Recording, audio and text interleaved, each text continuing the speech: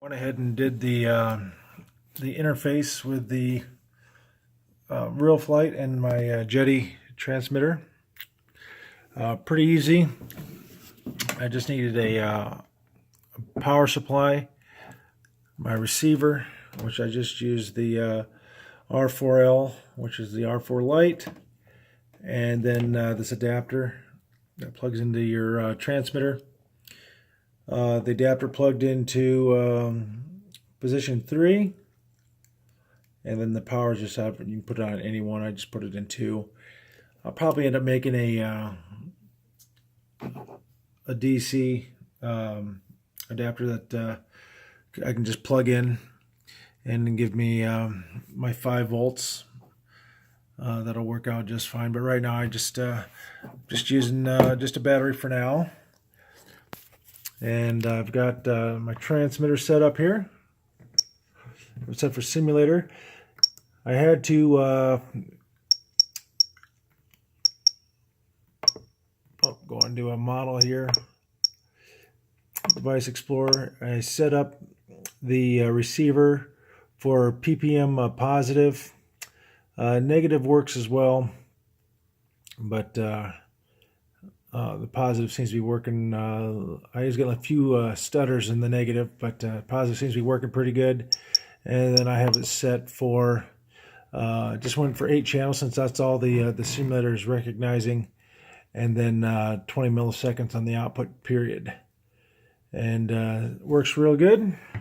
You can see on the transmitter itself. And then you can check out the transmitter up here.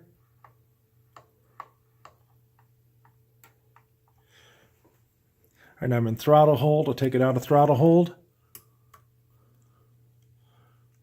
Get it spooled up.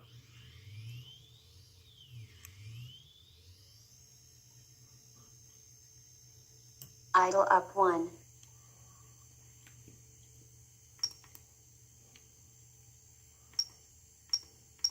Get it back to the main.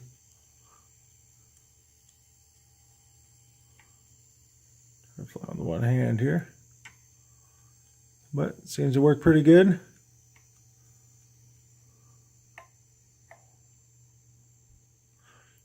I won't be able to do this one hand, but then you got Throttle hold. Throttle hold works.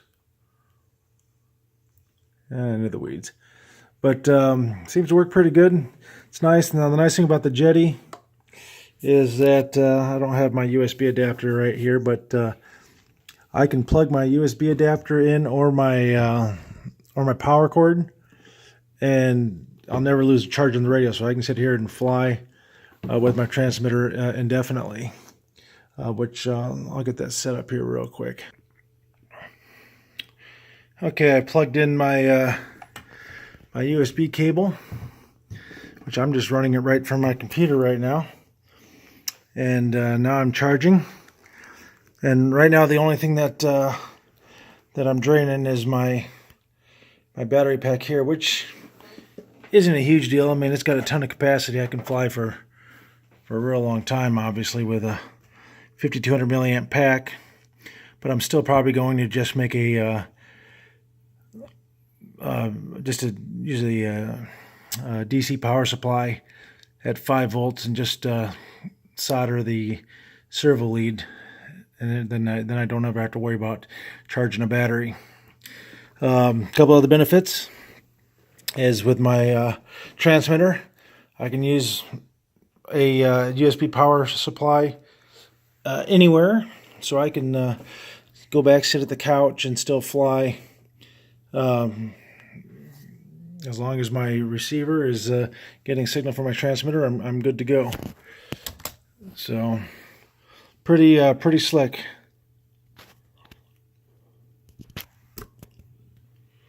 Landing gear down. Landing gear up. Default mode.